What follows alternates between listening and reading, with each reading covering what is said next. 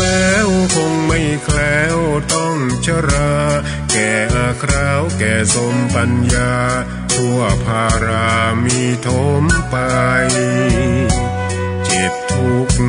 ย่อมเวียนวนมีพ้นใครๆสัตว์โลกล้วนรู้แน่แก่ใจเกิดแก่เจ็บตายหลีกไปไม่พ้นใครหลงคิดหลงติดอัตตาว่าใจแจ้งกมลแม้นใครปลงได้คงสุขล้นชีวิตมีมองมนเกิดมาเป็นคนสมบูรณ์ดับหายเพียงร่างกายไว้ชีวาแต่กุศลผลกรรมทำมาย่อมแปลงค่ากลายเป็นทุนส่งผลให้ทุกคนเวียนวนไม่สูญสุขและทุกข์เป็นไปตามทุนที่พวกคุณได้ก่อทำมา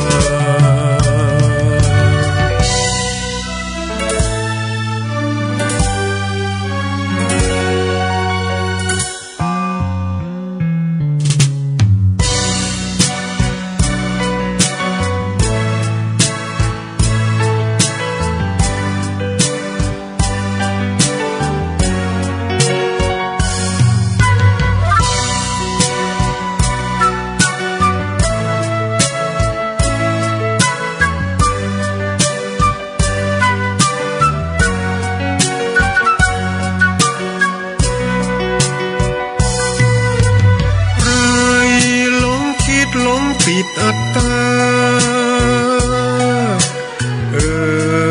ว่าใจแจ้งกมลแม้นใครปลงได้คงสุขล้นชีวิตมีมองมนเกิดมาเป็นคนสมบูรณ์ดับหายเพียงร่างกายไว้ชีวาแต่กุศลผลกรรมทำมาย่อมแปลงค่ากลายเป็นทุนส่งผลให้ทุกคนเวียนวนไม่สูญสุขและทุกข์เป็นไปตามทุนที่พวกคุณได้ก่อทำมา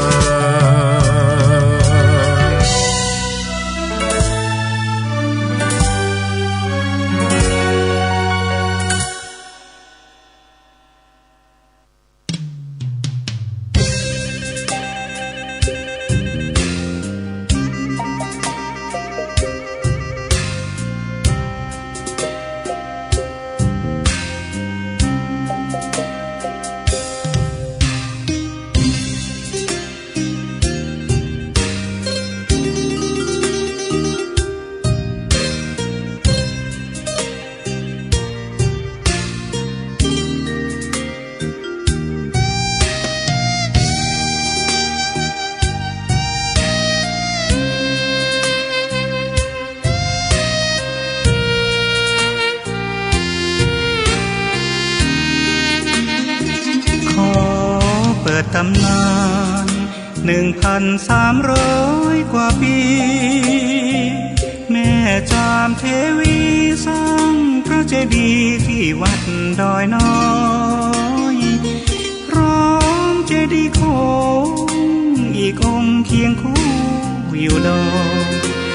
สลับก้อนหินใหญ่น้อยร้อยเรียงหน้าอัศจรรย์พระธาตุสีทองแงนมองฝูงพึ่งทำรังช่างมีมนต์ขลังพลังศักดิ์สิทธิ์บนนั้นกล่าวคำไหว้สากราบสักการะคนลุกคนชันสัมผัสถึงสายสัมพันธ์คงเป็นลูกหลานเคยร่วมสร้างบุญวัดดอยน้อยอยู่กลางยอดดอยโรยต่ออำเภอดอยเหล่าเขตติดต่อป่าสางลำพูนเดินทางปลอดภัย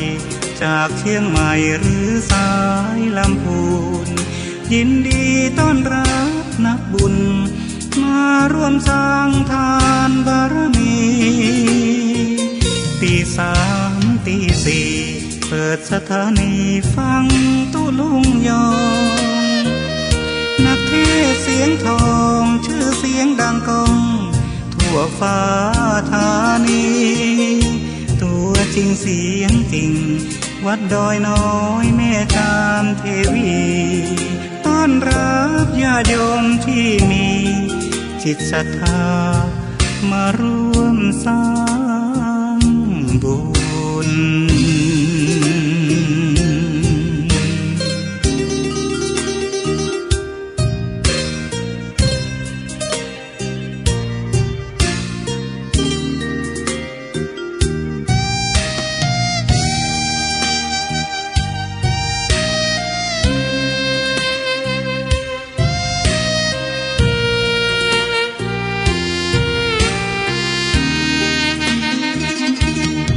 วัดดอยน้อยอยู่กลางยอดดอยโรยต่ออำเภอดอยละออกเขตติดต่อป่าสางลำพูนเดินทางปลอดภัยจากเชียงใหม่หรือสายลำพูนยินดีต้อนรับนักบุญมาร่วมสร้างทานบารมีตีสามตีสี่เปิดสถานีฟังตุลุงยองนักเทศเสียงทองชื่อเสียงดังก้องทั่วฟ้าธานีตัวจริงเสียงจริงวัดดอยน้อยแม่จามเทวีต้อนรับญาติโยมที่มีจิตศรัทธามาร่วมสร้างบุญ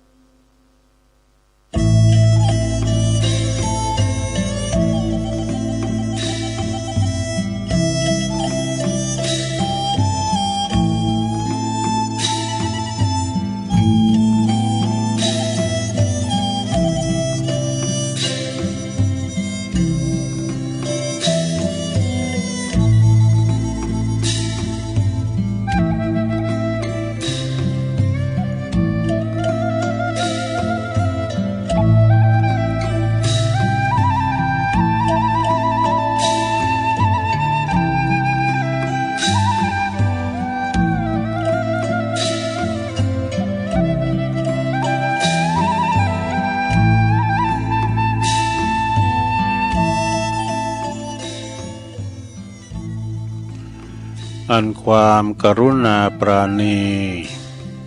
จะมีใครบังคับก็หาไม่หลั่งมาเองเหมือนฝนอันชื่นใจจากฟากฟ้าสุลาลัยสู่แดนดิน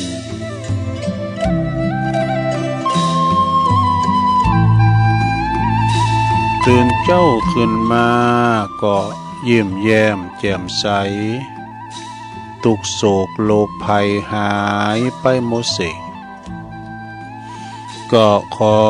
ความนอบน้อมแด่พระรัตนตรัยอันมีพระพุทธพระธรรมพระสงฆ์เป็นสรณะที่พึ่งขอกราบแนบไต่ไหวสาถวายความเคารพมายังครูบาอาจารย์พระมหาเถรานุเถระท่านเจ้าคณะพระสังฆาธิการพระภิกษุสามเณรเจ้าจุโตนจุองค์กุวัดวาอารามพร้อมตึงสำนักที่พักสงฆ์ตัวยก็ขอเจริญปอนเจริญชัยเจริญสุขมายังบรรดาปอออกแม่ออกศรัทธาตันสาธุชนนักศีลนักบุญคนดีทั้งหลาย บ่ว่าจะเป็นปอหลงแม่หลงปอลุงแม่ป่าตั้งปีป่าหน้าเอาสถาตินจองห้องวัดเท่าแก่หนุ่มกำใจยิงต่างหลายแตกตื่นมื่นตามาแล้วเนาะก็มาเปิดวิทยุฟังรายการสัพเพเหระปกิณกะขอนลุงไก่แจ้งรายการเสียงธรรมแสงทองรายการเสียงธรรมแสงทองนี่ก็รับผิดชอบบริหารเวลาดำเนินรายการโดยต้นตัวแห่งอาตมาภาพเก่ากระผมตุลุงหนันชัยวัฒน์นาคเสโนจัดรายการอยู่ที่บุญห้องสงฆ์ของวัดพระธาตุดอยน้อยตำบลดอยหล่ออำเภอดอยหล่อจังหวัดเชียงใหม่ก็มาพบมาปะกันในยามค่ำคืนเปิ่นรับเปิ่นนอนกันพักผ่อนสายตาพักผ่อนกายยาแล้วก็เกมบ่าเกมแหงต่อสู่ชีวิตในวันรุ่งขึ้นต่อไปแต่บางผู้บางตันนั้นตื่นจืนขึ้นมาแล้วก่อนนอนบ่หลับอีน่ะเนาะสวอย่างเฮามันถึงเหมือนกันนะสำเตอก็ปินหลับปินนอนตื่นมาแล้วก็ปินนอนบ่หลับแล้ว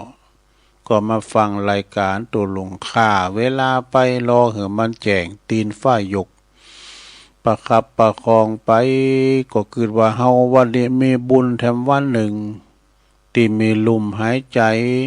แต่ยินไก่ขันได้หันตะวันแถมวันหนึ่งนี่นะจะได้ต่อสู้ชีวิตกันไปก็ฟังรายการตุลุงไปข่าเวลาไปตุลุงก็ได้ทำการบ้านสรรหาอันนั้นหน่อยอันนี้หน่อยที่จะได้นำมาเสนศรัทธาได้ฟังกันเป็นข้อคิดประจำวันเป็นกำนำกำทำตั้งในกำปีพองกาเนี่ยมาตั้งอินตาลเน็ตพองกามาตั้งนิทานธรรมพองบางทีก็เอาเข้าห้ามกำคือกำบักเก่าเล่าไว้ของคุณเท่าบักเก่า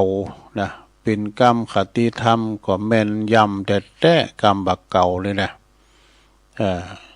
เปิ่นว่ากินจะไปโกผานตาลจะไปโกเสียงอีนะกาตะอีอธิบายบอกว่าโอ้ไปจัดไก่เหมือนกันเด้อกำบักเก่าเนาะแต่ก่อนอื่นที่ตุลุงจะได้เอ่ยไปตั้งคืนบุญสถานีวิทยุที่เปิ้นมีบุญต่อโสตประสาทหูเฮามีเปิ้นเฮาก็ได้ยินสักหน่อยเปิ้นก็อดตาลับครับตานอนคอยถาดที่จะได้เกาะกล้องสัญญาณได้นำรายการครูบาอาจารย์ทุกรายการเนอะไปออกวิทยุของเปิ้นแล้วก็แผ่พายกระจายเสียงไปหูตันผู้ฟังที่อยู่ตั้งบ้านตั้งจองได้ฟังกันไปเนาะฟังกันไปตุลุงก็จะนำไหวพระก่อนเด้อเพื่อความเป็นสิริเป็นมังกรเป็นมงคลกับตนกับตัวกับขอบกับครัวของเฮาอยู่เย็นเป็นสุขปราศจากทุกโศกโรคภัยขอเจ็บบ่หือมาไก่ขอไข่บ่หือมากายมีสลีที่คาอายุหมันยืนยาวอยู่กัมจูปูจ้าวรพุทธศาสนาไปเฮิงเมื่อนานเสียงจิรติการยาวนานเอาพร้อมแล้วก็กราบหนึ่งกราบสองกราบสามอิมินาสกาเลนะพุทธังอภิปูชยามาอิมินาสกาเลนะธัมมังอภิปูชยามาอิมินาสกาเลนะ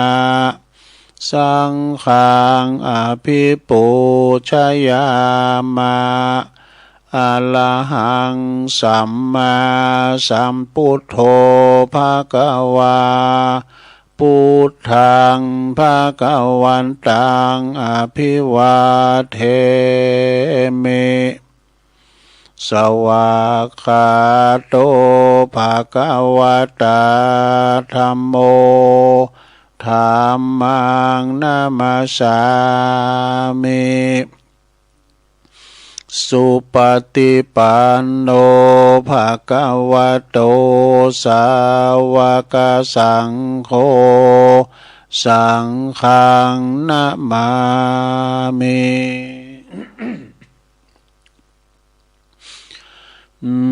นะโมตัสสะภะคะวะโตอะระหะโตสัมมาสัมพุทธัสสะนะโมตัสสะภะคะวะโตอะระหะโตสัมมาสัมพุทธัสสะนะโมตัสสะภะคะวะโตอะระหะโตสัมมาสัมพุทธัสสะอิติปิโส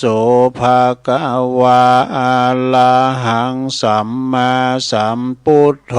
วิจาจารณะสัมปันโนสุขโตโล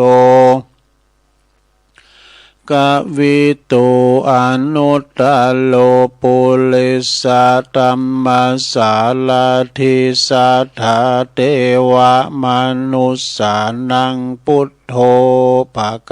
วติสวากาโตภควตาธัมโมสันติติโกอากาลิโกเอหิปัสสิโกโอปันนายิโกปัจจตังเวทิตะโปวินโยเหติสุปฏิปันโนภะคะวะโตสาวกสังโฆอุจจุปฏิปันโนภะคะวะโตสาวกสังโฆยายะปฏิปันโน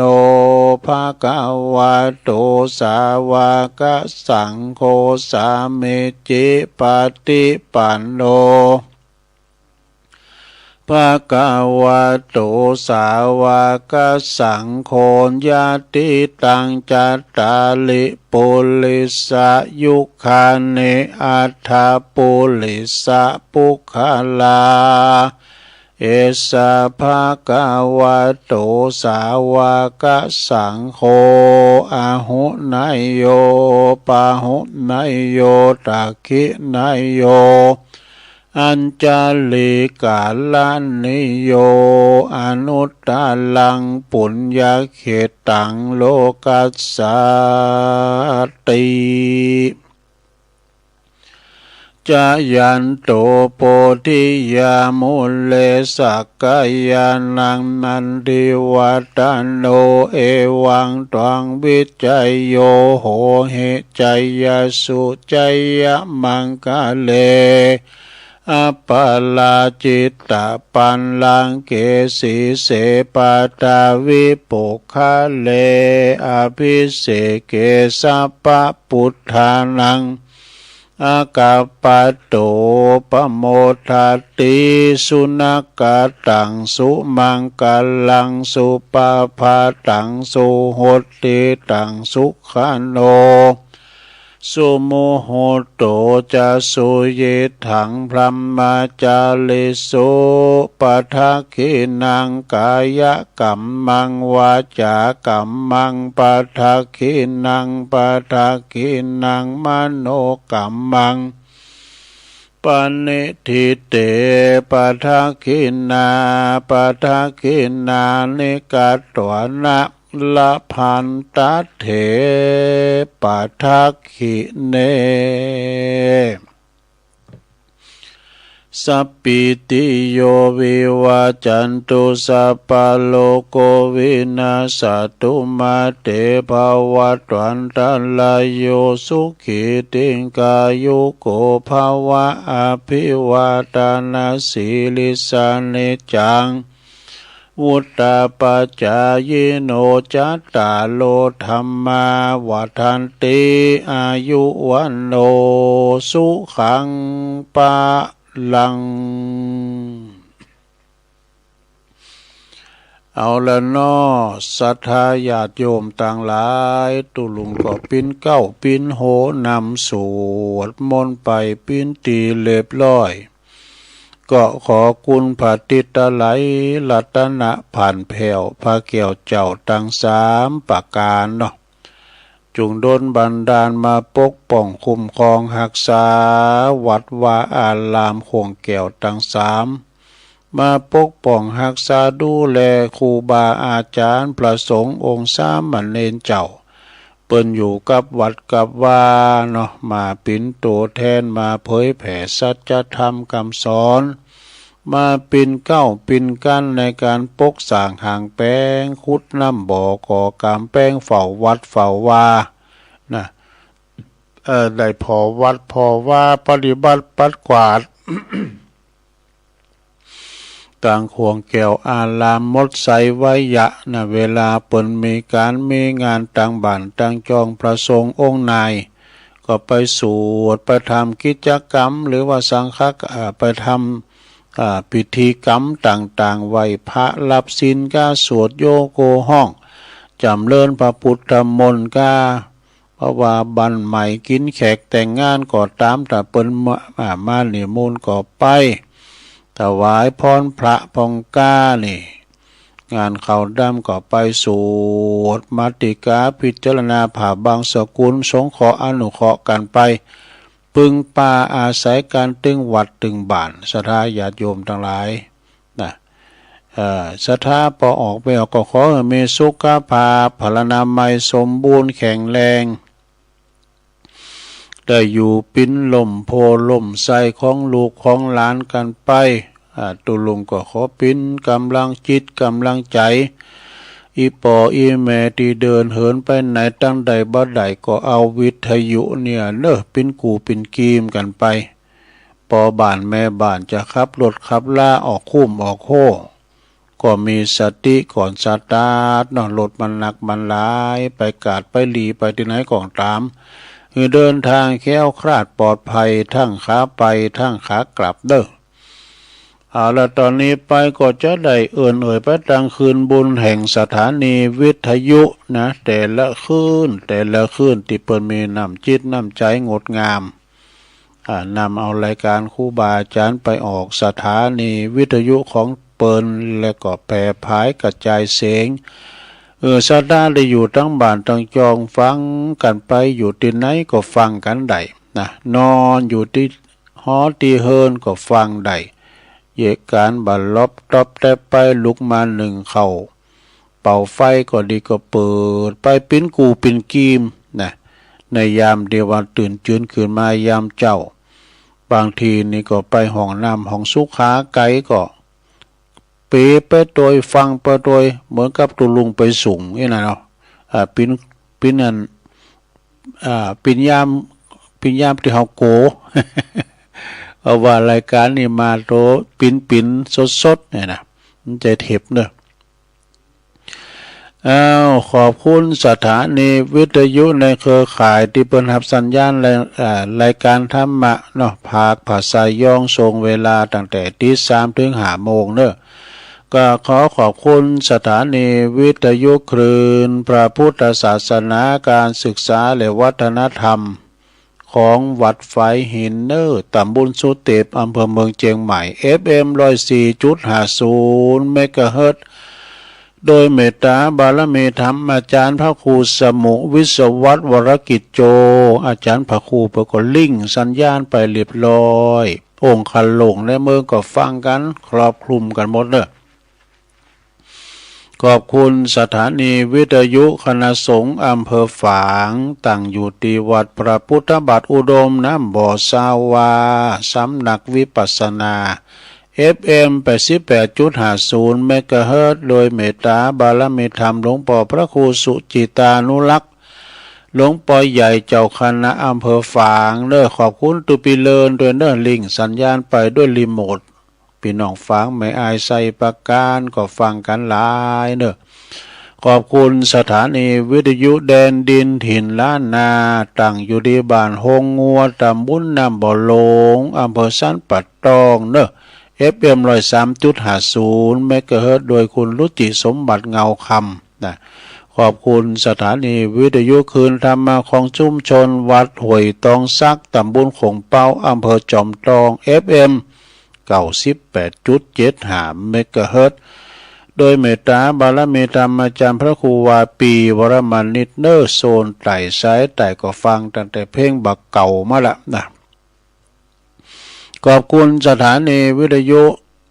มนเสียงธรรมจากอำเภอแม่แจ่มวัดบุผารามเนอะ FM 106.25 เมกะเฮิรตซ์โดยเมตตาบารมีธรรมหลวงพ่อพระครูมงคลวิสิทธิ์หลวงพ่อเจ้าคณะอำเภอแม่แจ่มเนอะแล้วก็ขอขอบคุณท่านพระปลัดอุทัยตึงสองอุทัยโดยเนอะขอบคุณสถานีวิทยุเด็กเดียวเรดิโอ FM 96.75 เมกะเฮิรตซ์ตั้งอยู่ที่บ้านโจงตำบลทุ่งขวาวห้างหุ้นส่วนจำกัดอนุสรณ์เรดิโออำเภอเมืองปานจังหวัดลำปางขอบคุณสถานีวิทยุชุมชนคนเหนือเขื่อนตั้งอยู่ที่บ้านดงดำอำเภอฮอดจังหวัดเชียงใหม่ FM 90.75 เมกะเฮิรตซ์ขอบคุณสถานีวิทยุเพื่อการศึกษาและพัฒนาอาชีพ Radio Network FM 103.00 เมกะเฮิรตซ์อำเภอเมืองจังหวัดลำปางแล้วก็ขอบคุณสถานีวิทยุวัดบรรพตสถิตจังหวัดลำปางเด้อ FM 106.50 เมกะเฮิรตซ์โดยเมตตาบารมีธรรมอาจารย์พระมหานพดลสุวรรณเมธีท่านพระมหาสมชาติชาตปัญโยนะต่างลำปางก็ฟังกันหนักหลายหมักปวงหลงหลายขอบคุณสถานีทุกสถานีและก็เจ้าหน้าที่คอนโทรลที่เปิ้นคุมเคืองอยู่ที่สถานีแต่ละคืนเนาะเป็นอย่างสูงเน้อที่เปิ้นได้เฝ้าพอคอยคอยก็กล้องสัญญาณไปเป็นที่เรียบร้อย ก็สถานญาติโยมทั้งหลายวันนี้ก็เฮามาปักกันตรงกับวันเสาร์ที่22เนอะเดือนสิงหาคมพุทธศักราช2569วันนี้สถานญาติโยมบางพองก็ไม่ได้ฟังตุแม่เขาอีปอเขาไปนอนวัดว่าขึ้นแล้วได้เป็นปฏิบัติธรรมกันอยู่ที่วัดพองเปิดก่อนนอนวัดนอนว่าเอกไปฟังธรรมฟังน้ำฟังธรรมแล้วไปนอนวัดนอนว่าอุบาสกอุบาสิกาไปจำศีลภาวนาในวรโอกาสที่กลางวัดสาเนาะสมัยแต่ก่อนเปิ้นนอน2 คืนก่อนเนาะแล้วก็เอาลูกเอาหลานแป้งผ่าปกเอาผ่าปกไปส่งปะลงไม่ลงเองน่ะเอาเข่าลูกหลานแล้วก็เข้าวัดเข้าว่าตั้งแต่ไปส่งปะอุ้ยแม่อุ้ยปะลงไม่ลงไปวัดไหนน่ะก็เนาะมันก็จุดเริ่มต้นความผูกพันที่จะต้องเข้าวัดเข้าว่าวัดวาอารามเนาะที่เป็นที่ยึดเหนี่ยวจิตใจของชุมชนเวลาเราจะกินจะต้านอันใดก็ตามก็เข้าวัดเข้าว่าหมดอกหมดใจต่างบ้านต่างจองคุณของมองโมอันใดเข้าไปในวัดเป็นจุดเปลี่ยนเด้อไปอ่านข้อความที่เพิ่นเขียนไว้เป็นว่าต้นไม้พูดได้นี่ไปอ่านข้อคิดข้อความเป็นอย่างรู้น่ะเขาก็จะได้เข้าใจกับชีวิตมันเป็นจุดเปลี่ยนเหมือนกันนะสนะญาติโยมเนาะจุดเปลี่ยนอย่างไรก็จุดเปลี่ยนจิตเปลี่ยนใจเฮาก็จากให้เป็นดีเนาะ จากให้ก็กลายเป็นดีไปเนาะเอาละเมื่อมาพบมาปะกันแล้วก็จะนำเสนออันนี้ก็เรียกสุขภาวะนี่สุขภาวะเป็นหนังสือทฤษฎีบัวพ้นน้ำนี่ของอาจารย์ท่านพระมหาประสิทธิ์ธรรมาภินันโทปรริยนธรรม8 ประโยคพระอุปัชฌาย์เจ้าอาวาส วัดจ้างกำตำบลมะกอกนี่เป็นหนังสือธรรมะจะดีเนอะสะดาเป็นขอคิดมีนักมีหลายอยู่เปิ้นก็ว่าสุขภาวะนิยาเนอะนี่นะยาคือไม่นะยามีนิวรณ์หามีกามฉันทะเป็นต้นเนี่ยแต่มันครอบงำจิตใจของเฮาแล้วนะก็จะนำไปต่างดีว่าใครดีนะอย่านอนดึกเนี่ยอย่านอนดึกดื่นเนี่ยนอนรับดึกอีนะสระรับดึกลูกเจ้ามันไหวพระเจ้าภาวนารับดึกนี่มันจะเดิมมันก็ลูกมาเมื่อเจ้านี่มันก็ลุงในข้อได้ให้ยีบหนึ่งก่อนถึงพอดีนะคุณเฒ่านะได้ให้ยีบหนึ่งนะเธอก็รับโหลดเดียวน้ำจะโหลดไปนะอันคือโหลดตั้งแผ่มเจ้าเนี่ยซ้ำพองซ้ำเตยก็ลุกมาเข้าห้องน้ำก็ลุกไปนอนนะครับอย่านอนดึกดื่นอย่าฝืนสังขารนี่อันนี้ก็สำคัญสวอย่างเฮานี่นะจะไปฝืนสังขารแต่ก่อนเนี่ยปดโต้ขึ้นดอยลอยห่วยบกดินสินต่อแบกโลแบกไม้ติ้มบ่ายนะเดี๋ยวนี้ไปฝืนสังขารมันเหมือนเก่าแล้วมันก็ใจสังขารมามึนเจ็บป่วยเมยไข้หัวเข่าแข็งขาเนี่ยมันเหมือนเก่าเหมือนเดิมมันดีดพื้นเหมือนแต่ก่อนนะเป็นไว้พักผ่อนนะเขาก็จะไปฟื้นสังขารลำไปแล้วก็ยาดื่มทานในของมึนเมาไอเนาะไวสวอย่างเฮานี่ปึงดีอย่างบางพองนี่เขาว่าสานี่เป็นว่าพักตับพักไตว่ะงดเหล้าเข้าพรรษา3 เดือนสดาก็ยังดีอยู่นะ3 เดือนเนี่ยดูไว้สตังค์ใบจะลายเนอะเหล้าเดือนนี้ก็แป้งนะเขาว่านะโขแล้วจะเป็น100บุญนะเนาะ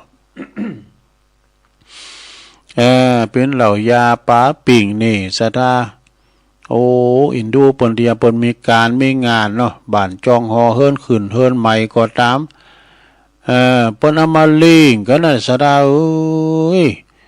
ก็2 กล่องนั่นมันกามาเนี่ยหนักรถสังดูเจ้า สุมาเนอะเอามาเปรียบเทียบนะเปิ้นปล่อยหลงเตอเนี่ยนะสดาปล่อยหลงเตอเนี่ยสดาเกิดพอเหรอสัตว์ร่างจะเข้าวัดนะยอดตาเนี่ยสักประมาณสัก300,000เนี่ยเนาะยอดโคตรตานได้นักว่าเนี่ยเลย300,000ปลายเข้าวัดหาหู้ไม่ว่ากาของมึนเมานำเขาตั้งหลายนะเอามาเลงเปิ้นแขกนี่นะเงินออกบ้านเฮาไปเป็นล้านซะนะมันแพงนี่มันเหลือกันลูกแล้วเดี๋ยวนี้เปิ้นปล่อยลงบ้านเดี๋ยวก็ปล่อยลงวัดแล้วก็เปิ้นตามแต่ประชาธิปไตยก่อนนี่กันให้มันปล่อยลงเปิ้นปล่อยลงตัวเก่าปล่อยลงน่ะปุ๊บเปิ้นตามนี่ตีเตียนเปิ้นว่าเฮ้ยเดี๋ยวนี้ตามแต่ใจไผใจมันการไผมันปล่อยหลงก็ไปอยู่วัดปุ้นไปตอนรับโหวัดโหว่าเนี่ยเปิ้นจะว่ากันแล้วหรอเนี่ยซัมเตอไปก็เปิดวัดเปิดบ้านเปิดช่องเนาะปล่อยหลงไผมาก็ดีกินแขกเปิ้นมาเล่งมาดูกันน่ะตุ่มก๋วยเตี๋ยวหั่นนะใครอยากก็ไปตักกิน เอาง่ายๆนะยิ่งว่าเดี๋ยวนี้ปะโทสถานการณ์เวลาลูกไผหำเฮนี่นะเนาะมันเห็นสูงพอไงน่ะเป็นหม้อเป็นอย่างนี้น่ะมันเอาเปินมันตึงห้องมากินบ่น่ะสดาแล้วมันหูอกของพ่อของแม่ฮักแล้วคงเลอะตื่นมันก่อนนี่เปิ้นปล่อยหลวงนี่เปิ้นมีกำให้ก็มีว่ะ ที่เปิ้นมาหอมเลยนักแล้วที่เฮาลงทุนไปว่ะถึงไหนยาทานของมึนเมานี่ยาทานของมึนเมาแล้วก็ยาเข้าสถานบันเทิงสถานบันเทิงบางทีนี่มันก็ไม่ใจว่าปลอดภัยนะพับนะเขาเรียกนี่เนี่ยไฟใหม่ดูมันจะว่าตัวเดียวให้มาได้เนาะไฟมันใหม่นักโดนตีก็โดนใหม่คนไปแอวก็โดนใหม่คุณมันหลายสถานบันเทิงเนี่ยลงไอ้บางพอมันก็เมาแล้วนี้ทางนี้ที่ไรมีทางไรมันหัวนี่ประตูก็กี่ได้รูกันออกลงไฟก็เลยมั่งกับไฟใหม่ มันจึงมีนะสถานบันเทิงนี่ก็บดีเข้าไปแล้วก็อย่าละเลิงกามารมณ์เนี่ยอย่าละทมทุกข์ใจเนี่ยไปตุกอกตุกใจเนอะสถาคุณเฮาบ่เดือนนี้มันตุกอกตุกใจหลายอย่างหลายเลิงจนเกิดเป็นความขีดนะตุกอกตุกใจกับลูกกับหลานบ่อยู่ถอยฟังกรรมพองกาตุกอกตุกใจกับเวกกับการพองกากับหนีกับศีลมันมีหมดโดมันเขตนะตุกอกตุกใจกับเปติพยาธิมาเบียดเบียนกาไปไหนก็อยากนี่นะเนาะระทมทุกข์ใจนะก็จะมาเด้อสังมาแล้วเกิดก็ปล่อยมันเกิดไปลงเอ้ยลูกหลานตานเต่าก็ตามเลยก็มันใหญ่มามันป่วนขอดมันตึกตีแล้วมันก็จะเดี้ยนะคือว่าเด้อทำก่อนนะพอหลวงข้อจัดให้ย้ำใจเหรอ พอหลวงไม่หลวงข้อการได้ลูกได้แม่แล้วก็ดีอ่ะเนาะ แต่มีกำคืดมาอย่างนั้นเนาะอย่าคิดว่าไม่มีภัยไม่มีโรคภัยไข้เจ็บจะไปเกิดเนอการมาเฒ่าแก่แลมอนมาด้วยหูมีหูมอมาดูมันเจ็บมันปีนอันใดมันก็เจ็บก็เคยก่อนจะเจ็บมาแล้วพยาธิโลกาต่างๆมันก็จะมาสู่ร่างกายเฮาเพราะว่าเฮาใจมันมามึนเจ็บหัวเข่าแข้งขากานี่หูตาเนี่ยก็ไม่ค่อยดีเหมือนเก่าอีกแหละโรคภัยไข้เจ็บก็มาลุมเล่ามันมีเหมือนกันหมดอ่ะสัตว์พยาเปติอัมพาตต่างๆมันถึงมาเบียดเบียนเฮาการเฒ่ากายเฒ่าแก่มาแล้วนี่นะเฮาก็ทำอกทำใจออกกำลังเล็กๆหน่อยๆไปอย่าเก็บเงินโดยไล่ประโยชน์นี่ซ้ำเตอคุณเฒ่าคุณเฒ่าซ้ำเตอเปิ้นเก็บเงินไว้ดีลำไปนะเก็บเงินเก็บคำไว้ดีลำไปจะกินก็โกผานจัดร้านก็โกเสียงเก็บไว้หาเนาะนะเอาไว้ปุ้นเวลาจำปิน การเงินคำกำเกี่ยวกันเฮามาจ่ายกับปิ้นก่อนโกดก่อนหินก่อนดินไปแจกลูกแจกหลานไปเนาะกินตานไปตุเจ้าบางตุนเนี่ยครูบาอาจารย์บางลูปนี่นะเปิ้นปิ้นมหาเถระเนาะเปิ้นไปหับตาลมาไอ้นะศรัทธาญาโยมบางทีเนี่ยเปิ้นจะเอาสุกไว้ที่หันที่นี่สุกไว้พระเสือที่นอนในห้องห้ามดีเปิ้นมือไผเข้าห้องนะเอาไว้ในตู้พองกาเอาสุกไว้ที่ปืนมอนเอาสลีกาที่ฟ้าหรือฟ้ากาน่ะสุกไว้หมดว่ะนะเปิ้นเมื่อธนาคารน่ะบางทีนี่เปิ้นสมาแล้วเปิ้นละสังขารไปน่ะเปิ้นเลยลุ่มหายตายจากไปเนี่ยปดโตเจ้าบ้านเจ้าจองก็ไปเฟดไปผอไปกอยไปดูในห้องเปิ้นน่ะจกดีไหนก็เป็นสัตว์ตั้งมาว่าซะนะแล้วก็เป็นซองเปิ้นก็แก้ว่าต้องมาปีพศ2520ปลายก็มี อีนะเปิ้นเก็บไว้เบิ่มใจดูก็เป็นดีมันแฮมอย่างนึงเด้อซะนะเตอเป็นแสนๆนะก็เอามายื้อก็เอามาใจกับงานศพเปิ้นนั่นนี้มันเป็นประโยชน์นำกันหรอกอันนี้เปิ้นสะสมไว้เปิ้นสะสมแล้วก็แต่บางตุนนี่ก็สะสมเป็นสังนี่นะโอ้ซัมเตอร์นี่ปนเนาไอ้นะปลากับนี่บ่จะระเบิด มันหอดครับผมเนาะมันปงเข้าปุ๊กเข้าก็เยี่ยมเอาไปเลี้ยงเพิ่นเนาะจะไปเก็บไว้อยู่มันถึงได้มาติ๊กๆเนาะถึงแล้วอย่าไปลืมว่าไปเก็บเงินไว้โดยไร้ประโยชน์แล้วก็อย่าเก็บความโกรธไว้ในจิตในใจนี่นะไฟเนาะโทสักขินะความโกรธความเกลียดโมโหโทโสมันจะระเบิดนะเปิ้นเก็บไว้ในใจในจิตเนี่ยเมื่อคืนการว่ามอนนั้นมาวางเฮาเจ็บอกเจ็บใจนะมันปินรับมันปินนอนมันปินหมดนะหกในใจเขาเอาไอ้กำเลยนะมันแค้นหรอก แล้วคุณที่มันวางเฮาเนี่ยเปิ้นรับเปิ้นนอนบ่แล้วนี่เฮาก็เก็บมาแบกมากึดอยู่หั่นนะเนี่ยแปลว่าอย่าเก็บความโกรธไว้ในจิต แล้วก็อย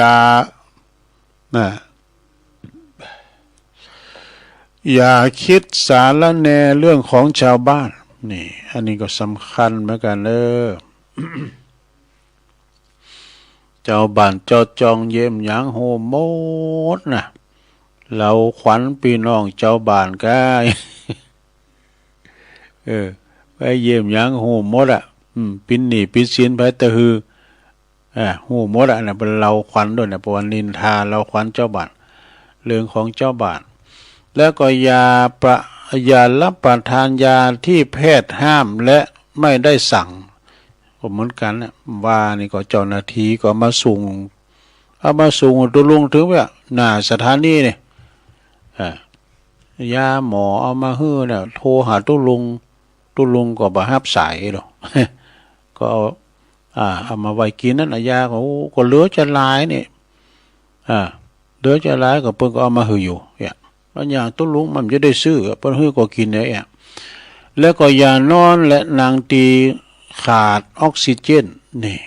แต่ไปนอนเป็นนางตีขาดออกซิเจนเดี๋ยวเขาไปกันโรงกันหลายในพับในบาร์เนี่ยออกซิเจนมันจะมีว่ะเขาว่านะมีก็ควันมูลีนี่นะลุงก็เคยเข้าซะเถอะนะโอ้มันตีอุกลูกเนาะตีอบายามุกมันตีอบายามุกเหมือนกัน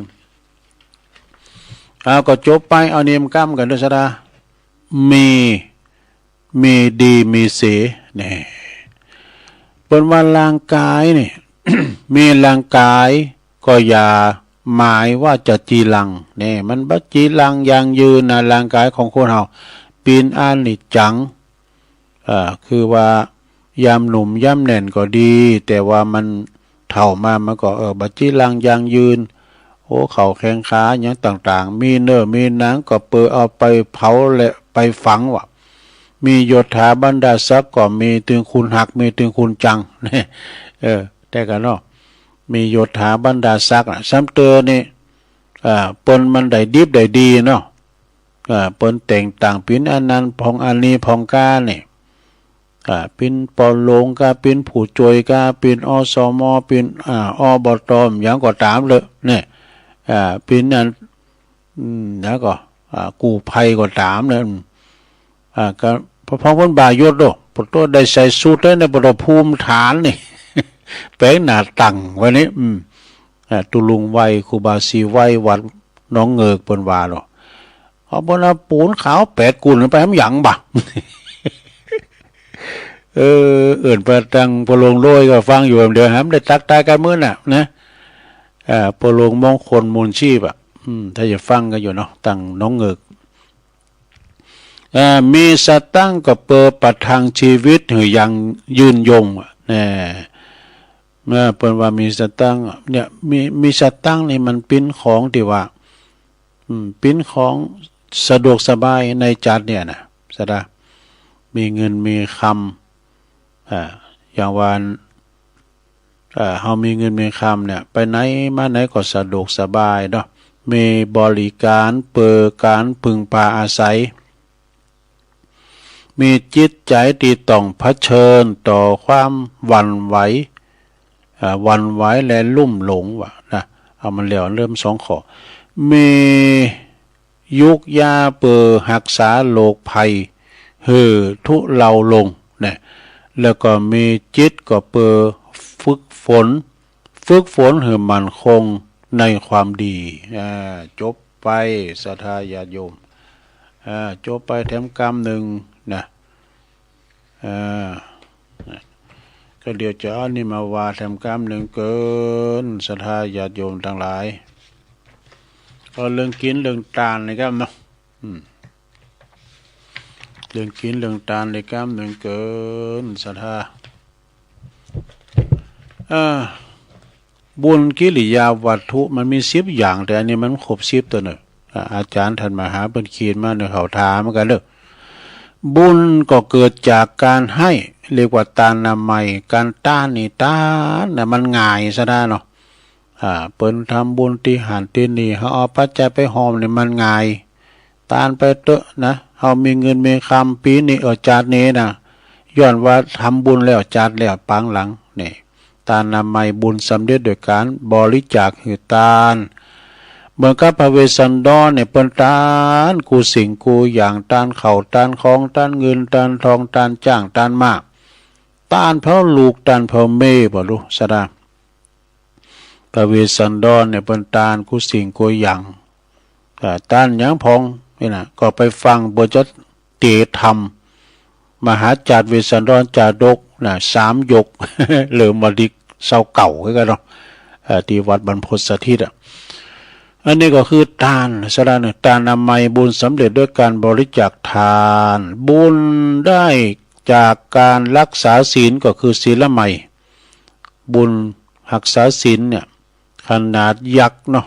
ยังรักษาศีลพระสามเณรเอาหลักเป็นเราเลึงสลากหักไม้นะ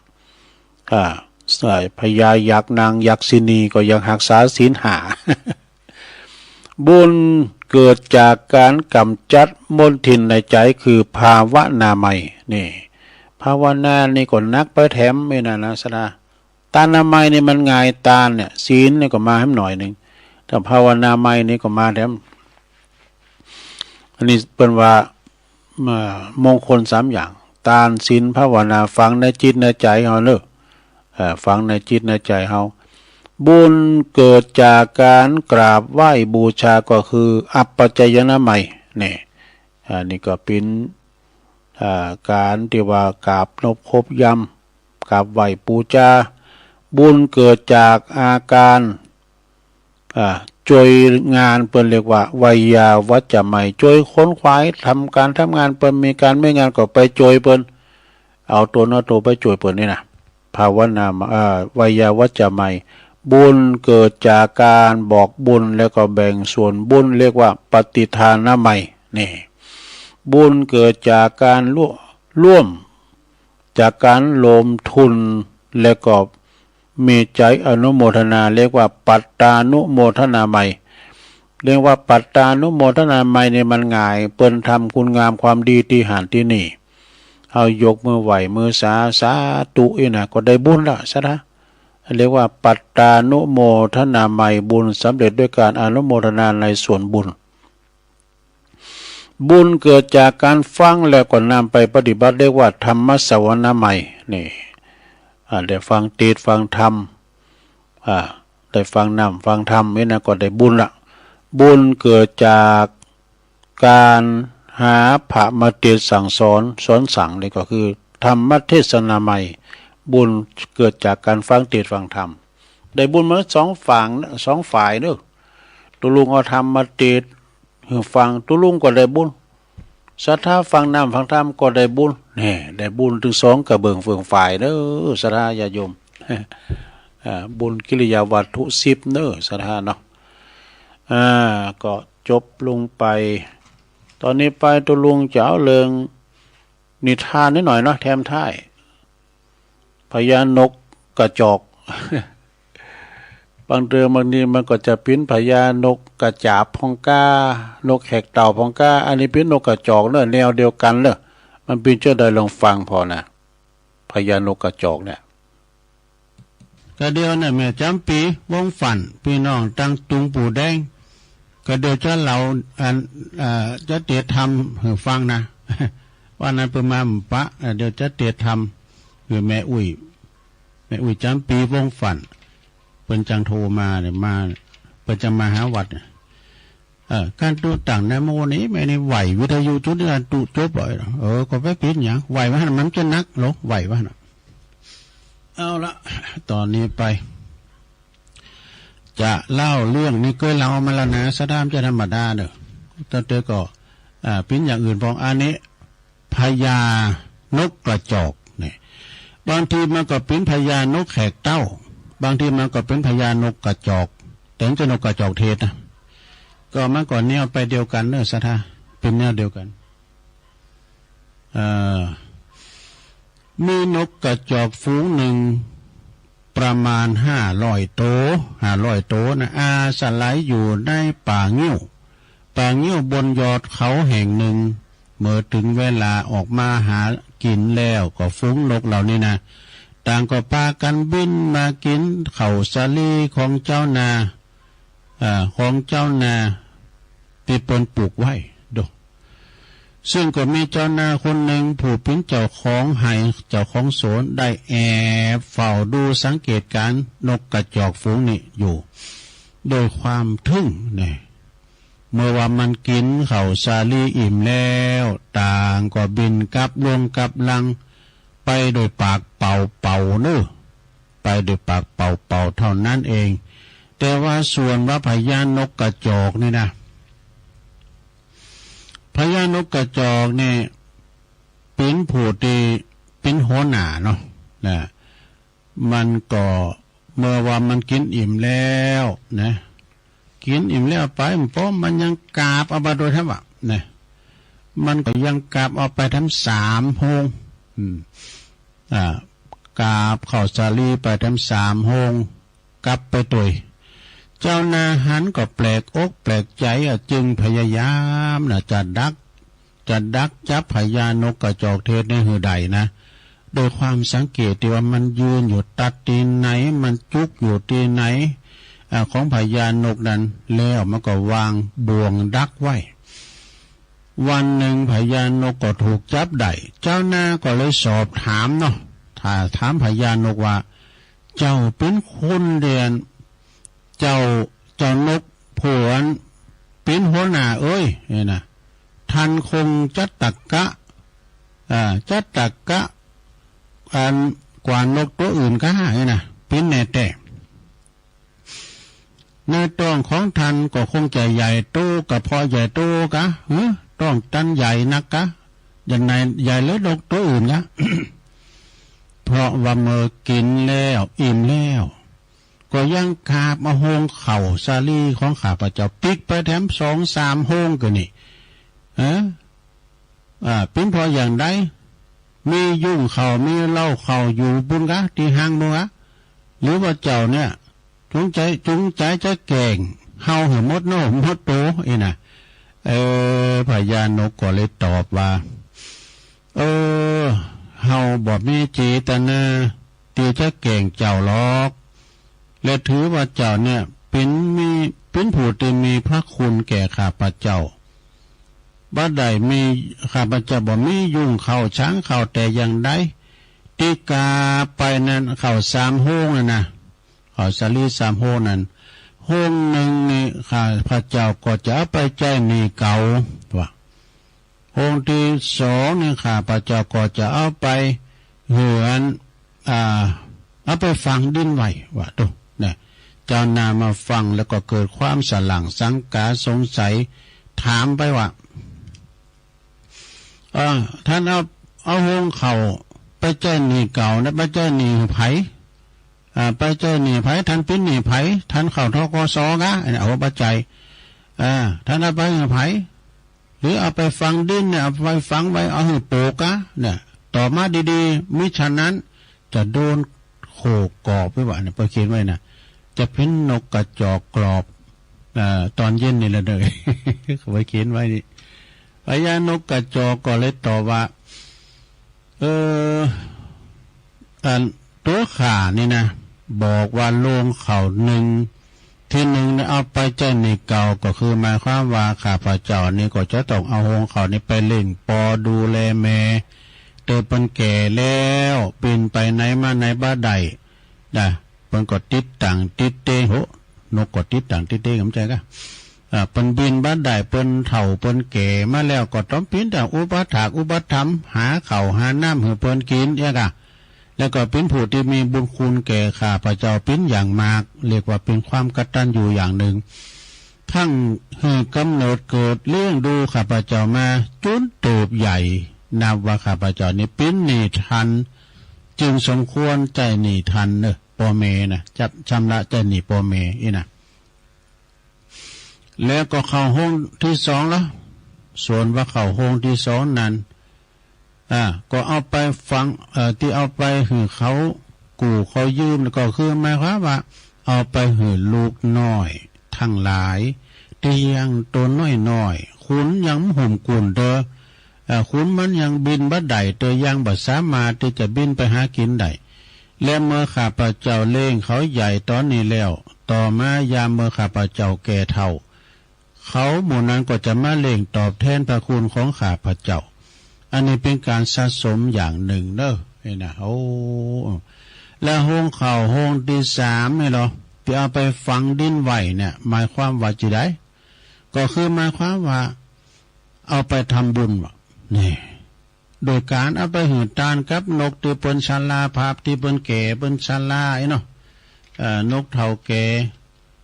ที่เปิ้นบินหาอาหารบ่ได้แล้ว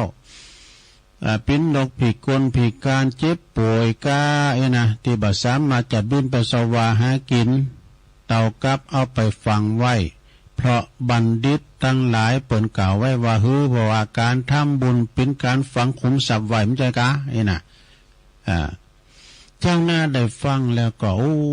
เด็กบันฟังกรรมเฉลยของพญานกเนาะพญานกกระจอกนะเฉลยพญานกกระจอกแล้วก็เกิดความเหลื่อมใสวะนะโอ้วันนกนี่มีปัญญาโอ้เปิงเปิ้นเป็นผู้นำนกได้กันนี่เนาะ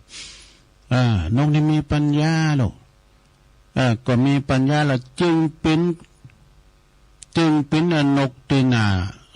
นับถือทั้งตัวหนึ่งนะแล้วจึงได้เป็นหัวหน้าควบคุมนกดูแลนกทั้งหลายแล้วก็มีความกตัญญูต่อบิดามารดาต่อพ่อแม่ตัวเองว่าเป็นนกที่มีความเมตตาต่อลูกน้อยเป็นนกที่มีใจบุญสุนทานที่สำคัญนกตัวนี้มีปัญญาหลอบขอบมองการไกลเนี่ยพญานกได้อธิบายต่อไปว่าข้าพเจ้านั่นนะข้าวสาลีที่ข้าพเจ้าได้กินเข้าไปนั้นก็เปรียบเหมือนเอาทิ้งลงเหวเนี่ยเอาไปทิ้งลงเหวนะอันนี้ก็หมายความว่าเขาเอามากินเนี่ยกะกินจ่ายไปเป็นวันนะให้การสมาชิกพองเนี่ยนะจ่ายมื้อสู้กินเอาควางลงเหวด้วยเอาจอมปากงูเห่าเอาจอมปากงูเห่าคือแม่ละอ่อนเขาก็ครับ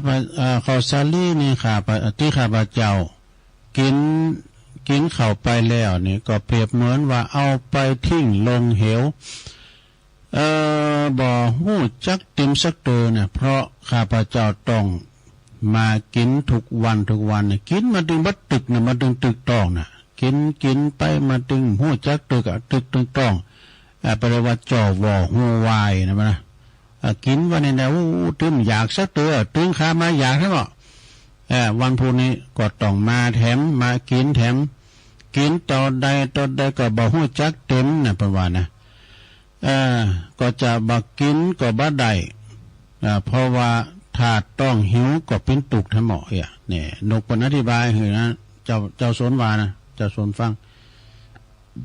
เจ้าสนได้ฟังจึงกล่าวกับพญานกว่าเอาละเนาะพญานกไอ้ เจ้านกผู้มีปัญญานะที่แรกข้าพเจ้าเกิดว่าท่านเนี่ยเป็นนกที่โลภมากแต่มาฟังการอธิบายจากท่านแล้วเนี่ยโอ้ท่านเนี่ยมีปัญญามีความกตัญญูมีจิตใจเป็นบุญเป็นกุศลเพราะนกตัวอื่นเขาก็กินเสร็จแล้วก็ไปบินไปเรียบร้อยบ่โหงต้องไผ บ่โหงต้องไผแล้วบินไปเรียบร้อยเขาบ่มีกาบยังไปเลยไปหือปอหือแม่เขาส่วนว่าท่านเนี่ยบินมาหากินแล้วก็ยังกาบเอาโหงเข่าไปแถมแต่พอฟังทันแล้วถึงหู้ว่าทันเนี่ยบ่ได้กาบไปเพราะความโลภแต่กาบไปเพราะความดีคือเอาไปเล่งปอเล่งแม่เอาไปเล่งลูกเต่าเหล่าล้านเหลนเอาไปทำบุญก็หือตันเหือนนกโต๊ะเถ่าโต๊ะชะลาได้กินได้บริโภคเนาะท่านทำดีจริงๆอีดอกจากนั้นก็จะมีจิตเลื่อมใสในใจศรัทธาว่าโอ้คุณธรรมของพญานกเนี่ยมากหนักเนอะจึง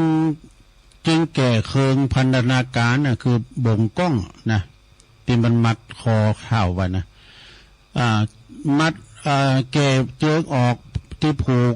กับเท้าพญานกปล่อยให้เป็นอิสระภาพแล้วก็มอบนาเขาสาลีให้พญานกรับนาเขาสาลีไว้เพียงส่วนหนึ่งนะซึ่งก็กะคะเนว่าแล้วว่าเพียงพอแก่บริวารเจ้านาเพียงพอต่อบริวารนะเจ้านาเขาสาลีเพียงส่วนหนึ่งซึ่งก็พอกับบริวารและก็คติจากขอปฏิบัติธรรมของพญานกจึงตั้งใจจะทำบุญเนาะจะทำบุญตั้งแต่นั้นจนตลอดชีวิตเน่มึงจะสอนขึ้นว่าหันดีหันงามเตยก็จะปฏิบัติธรรมตามเตียนพญานกบอกเองครับ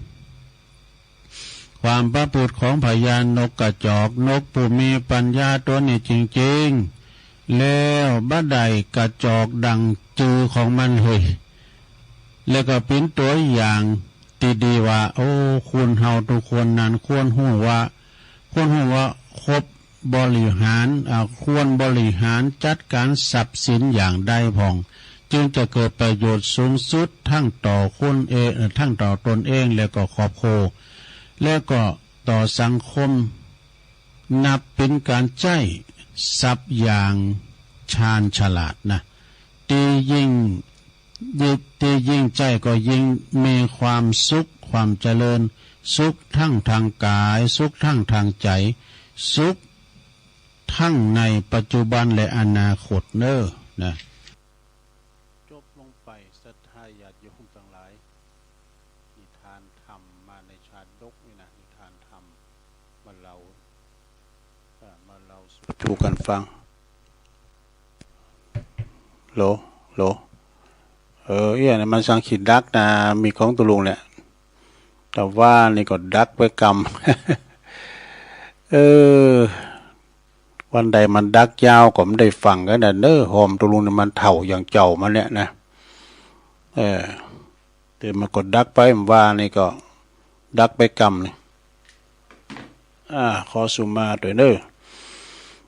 นิทานก็จบลงไปศรัทธาญาติโยมทั้งหลาย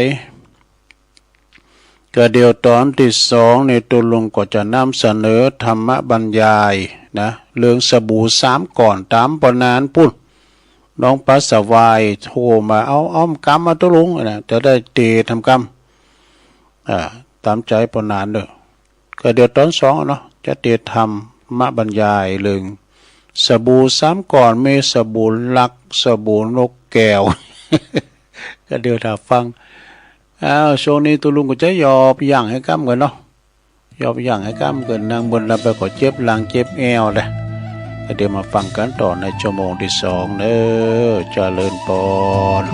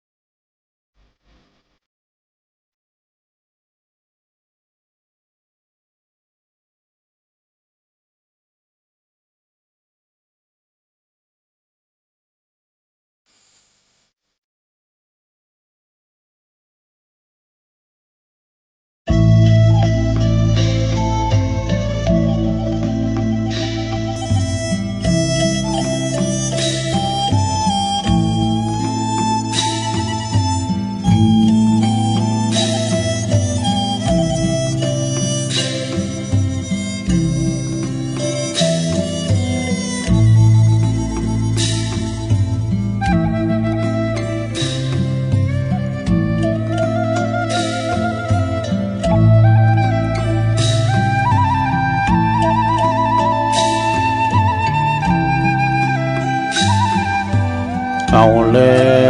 วศรัทธาญาติโยมทั้งหลายตัวลุงก็พักเบรกไปปล่อยเพลงไป2 เพลง นางมึนลำไปก็เจ็บหลังเจ็บแอวยกใหญ่ไข่ตีเตียวไปเตียวมายืดเส้นยืดสายจิบน้ำลุงคอมานั่งอู่กันต่อในชั่วโมงที่2เนาะ ขณะนี้ต่างหลายก็กำลังฟังรายการสัพเพเหระปะกินนากะขอนลุงไก่แจ้งรายการเสียงธรรมแสงทองดำเนินรายการโดยตุลุงยอง มานางอู่นางจ๋ากับปออกศรัทธาปินเวลาเดี๋ยวนี้ก็4 โมงเนอะ4 โมงกับ11 นาทีศรัทธาตื่นกันมาพองแล้วกา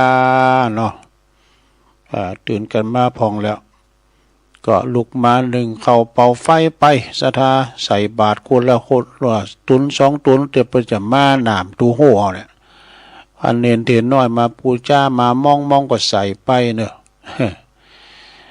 ก็มาแรงคำบึดนี่6 โมงถึง2 ทุ่มก็วางอยู่เด้อก็จะมาเข้ารายการอยู่วันเข้าวัดซ้ายในบ้านลำจะได้ไปไหนนะก็จะมาเข้ารายการศรัทธาส่งกระแสเสียงไปทางปุ่นโมเดิร์นเรดิโอเนาะแม่ขจารโมเดิร์นเรดิโอปุ่นเวงป่าเป่าโพดปะเต่าเจียงแสนเจียงหายบ่เนอะศรัทธาวันนี้ก็จะได้ทำวันเนี่ยจะได้ไปปูตัวนอนเนี่ยลุยงานทำแล้ว2 วันว่าเนี่ยประคาตอนเนี่ยฝุ่นมัดตกไอ้ตอนบ่าย หลวงหมอว่าจะจ้างคนก็มีงบนะเห็นหรอเอาหมู่เฮาเนี่ยก็ตุลุงเขาก็ไปช่วยกันปูตัวนอนตีลานหน้าหอเสด็จพระแม่เจ้าจามเทวีที่เปิ้นมาบวงสรวงไอ้หลวงมันเป็นบ่ลุกคุกคักไอ้เนาะเปิ้นมาบวงสรวงเปิ้นมาลำถวายก็พระแม่เจ้าจามเทวีสายของเปิ้นถึงเมดเปิ้นถึงมาแต่ก็มาบวงสรวงครับยังก็บวงสรวงพระธาตุใกล้ก็มาปูตัวนอนก็ใจแรงงานพระเนนเนี่ยโลเนนตัวน้อยๆก็แข็งแรงไงนะ เอาหล่อเข็นหลากมันรถมันมาไม่ใช่ถึงตีตัวตรงเอาหล่อเข็นหลากมาทำกรรมตัวเจ้าเขาตัวน้อยเขาพระตัวใหญ่ก็ปูกันไปโดยแรงงานของพระเนน ก็ปูตัวนอนกันไปแล้วด้วยแหละท่อน้ำลายว่านอยู่กันวันเสาร์วันติดวันศีลก็ยังแควนหน่อยพระเนนเป็นจุดโฮงเฮนเนาะก็ค่อยทำกันไปตั้งออกกำลังไปตุลุงก็โกะกันนะมก็แปลงไปเจ็บเขาก็อดเอา เป็นการออกกำลัง มันเหมือนคุณหนุ่มคุณแน่นแหละความจริงในตุลุงในเป็นสลากเก้าแต่มันอยู่ตั้งปลายหน่อย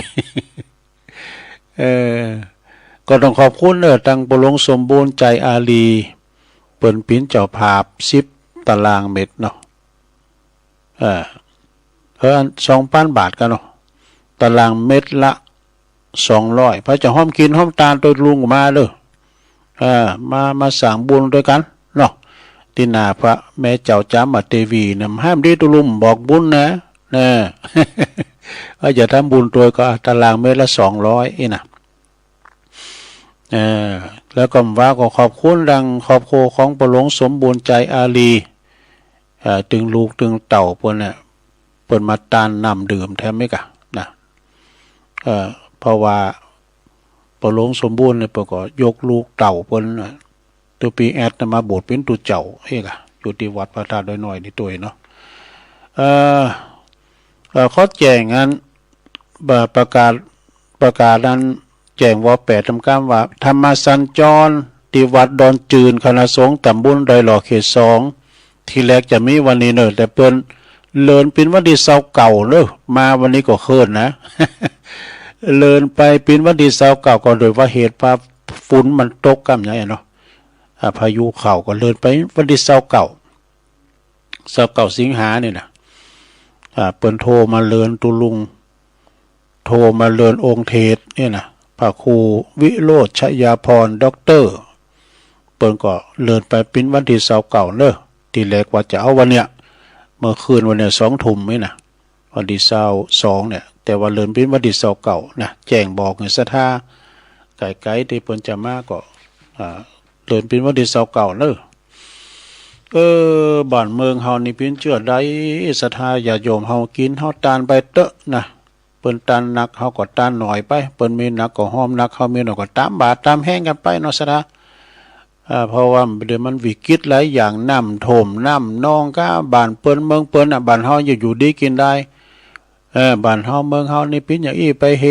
อย่างเปิ้นว่าน้ำท่วมนักของก็ตั้งอำเภอปงจังหวัดน่านพุ่นน่ะภาคใต้คือน้ำทะเลแห้งทำแล้วลงปุดทู่เปิ้นถ่ายภาพมือพอนะที่มันจอดอยู่นะแขวนว่าล่ะตีนแขวนว่าล่ะน้ำทะเลมันแห้งว่ะวิกฤตอย่างได้นะมหัศจรรย์แต๊ะเนี่ยบ้านเมืองเฮาเนาะอยู่บ้านเฮาเมืองเฮาเนี่ยเมืองเนื้อล้านนาเฮาเนี่ยมันโมนเนาะโมนกับกินกับตาลโมนกับไปกินไปตาลไปที่ไหนไปตาลตีนก็ถึงโมนด้วยกันละวันศีลวันพระเฮาก็ไปวัดไปว่าฟังน้ำฟังธรรมไปเนาะเอาละตอนนี้ไปตุลุงจะบรรยายทำสบู่3ก่อนกันเลยฟังน้ำฟังธรรมไปก่อนตั้งนะโมไว้ก่อนนะโมตัสสะภะคะวะโตอะระหะโตสัมมาสัมพุทธัสสะนะโมตัสสะภะคะวะโตอะระหะโตสัมมาสัมพุทธัสสะนะโมตัสสะภะคะวะโตอะระหะโตสัมมาสัมพุทธัสสะปมาทมะนุยานุยุนขันติปาลาทุมเมติโนชนติณบัดนี้อาตมาภาพก็จักได้แสดงพระสัทธรรมเทศนาพรรณนาพระธรรมคำสั่งสอนขององค์บวรสัมมาสัมพุทธเจ้าเปิดปิ้นเคริงอาพรสดับสติปัญญาเพิ่มพูนกุศลบุญญาลสีศรัทธาความเจอประสาทะความเลื่อมใสอันจะนำมาซึ่งปัจจัยแห่งการประพฤติปฏิบัตินึกถูกต้องชอบตามทำนองคลองธรรมนะจะเป็นการบุญเกิดหนุนเนอะอันเกิดจากธรรมสวรรณไมัยจากการสดับรับฟังพระธรรมแล้วก็ของบรรดาประออกศรัทธาญาติโยมทั้งหลายท่านสาธุชนทั้งหลายจือว่าการขวนขวายหากรรมให้นะหากรรมไล่หรือว่ากรรมให้เนี่ยก็และก็จะได้ประโยชน์อย่างยิ่งฉะนั้นขอหืดตันศรัทธาปออกแม่ออกศรัทธาทั้งหลายจุงมีสติตั้งความตั้งใจมีขันติความอดทนตั้งใจฟังไปบรรดาเจ้าปุถเฮาตั้งหลายนี่ศรัทธาต่างก็ฮู้แล้วก็เข้าใจกันดีว่าหน้าที่ของเจ้าปุถนั้นก็คือการบำเพ็ญบุญกุศลอบรมขจัดขัดเกลาจิตใจไล่กิเลสนะประดุจจะดังเศษอาหารอันบูดเนามันติดอยู่ในภาชนะถ้วยโถโอจานก็จะต้องใจพุงสักฟอกสบู่ก้านี่ชำระล้างฉันใดจิตใจของคุณเฮาก็เหมือนกันเนี่ยเวลาว่ามันเศร้ามองขุ่นโมก็จะชำระล้างโดยศีลโดยธรรมอย่างอี้เป็นต้นว่าหือตานรักษาศีลเมตตาภาวนาสดับรับฟังพระธรรมเทศนาซึ่งพระพุทธองค์ทรงบัญญัติไว้ปลูกเฮาเจ้าปุถได้ปฏิบัติสืบต่อกันมาจนเท่าทุกวันนี้ดังจะหันกันในอัน เป็นประจำนะ หันการปิ้นประจำเนอศรัทธาญาติโยมเมื่อถึงวันพระวันศีลก็ดีพ่อแม่ศรัทธาก็ปากันตื้อขันเข่าตอกดอกไม้ปากันไปวัดไปว่าทำบุญตักบาตรหยาดน้ำรักษาศีล5 ศีล 8คือถือศีลอุโบสถนอนวัดนอนวาวันหนึ่งคืนหนึ่งเนาะเปิดว่าจะหึงฝึกกายวาจาใจหือห่างไกลไล่กังวล อันติดหยุดอยู่ในบ้านในไฮในโซนเนาะในไฮในบ้านในโซนเด็กก็เยโซนไว้ดูกลางไฮกลางโซนโอ้ยเกิดไปเกิดมาลืมคอบกไว้ปุ่นเลยเนี่ยเป็นล่ำเป็นนอนเนอะใจติดอยู่ปุ่นคอบกปุ่นทั้งชั่วคราวแล้วก็หือจิตใจของเฮาปลอดโปร่งมีอิสรภาพบ่ตกอยู่ในอำนาจของกิเลสตัณหาจนเกินไปนะอันการว่ามาวัดมาวาเนี่ยมันจะปะอยู่อย่างหลายอย่างเด้อ3อย่างด้วยกันเด้อคือปะวิเวกนะพบวิเวก3ประการคือกายวิเวกสงบโดยกายเนอะกายเฮานี่มันนิ่มมาอยู่วัดอยู่ว่านะมีจุดเปลี่ยนได้เนอะสถานการณ์เฮาใจขุ่นของมองโมโหโตโสโคตรหือลูกหือแม่ลองมาสงบจิตสงบใจในวัดต่อเดี๋ยวมันจุดเปลี่ยนเลยแหละเปลี่ยนเป็นที่นะ เนาะกายวิเวกสงบกายแล้วก็ข้อ2จิตตวิเวกคือสงบจิตใจเฮาน่ะสงบจิตสงบใจแล้วก็3อุปัฏฐิวิเวกคือสงบกิเลสเนอะเมื่อกายวาจาใจสงบดีแล้วบ่จิตใจก็จะเยือกเย็นความทุกข์ความโศกความทุกข์ความเดือดร้อนความสับสนวุ่นวายก็จะบรรเทาเบาคลายหายห้อนภายในก็คือกิเลสเนาะสมมันกับกรรมว่าไข่เย็นหือไปอาบน้ำวังหินคืออยู่ไปอาบน้ำฟังธรรมในวัดในวานนั่นเองเนอสราเด้อการที่หมู่เฮาเจ้าขาทั้งหลายเจ้าปุถุเฮาเนี่ยปฏิบัติเช่นนี้ก็เรียกว่าเป็นผู้ที่มีสติมีปัญญาบ่ประมาทเด้อบ่อยู่เดียวดายบ่อยู่ได้ตายเปล่าหรือว่าแก่เพราะกินข้าวเฒ่าเพราะปีเทินวันนี่นะความประมาทนั้นมีอยู่3ประการแถมแล้วหลวงเอ๋ยความประมาทมี3ประการคือ1ประมาทในวัยก็คืออายุเฮาเนี่ยนะเฮาก็คิดว่าโอ้เฮายังหนุ่มยังแน่นยังปีนยังเตอไอ้น่ะเนาะประมาทในวัยความเข้าใจหลงผิดคิดว่าขณะนี้ต้นโตเฮายังมีอายุหนุ่มน้อยปดโถอยู่ไปแฮมเมินอยู่อีน่ะอยู่ไปทำนานแถมมืนอยู่ปีนยังเตอวัดมันต้องไปเตอเข้าไปเตอบัดต้องไปทำบุญเข้าวัดเข้าว่าเตอบัดตายง่ายเตอแล้วเนอะเนาะมาเขียนไว้นะบัดตายง่ายเตอแล้วเนอะแถมมืนอยู่อันนี้เลยเพลินนะหลงเพลินในกามคุณหลงเพลินในกามคุณอันมีรูปเสียงกลิ่นรสสัมผัสบ่ฮู้กึดสร้างบุญกุศลบ่เหีบสร้าง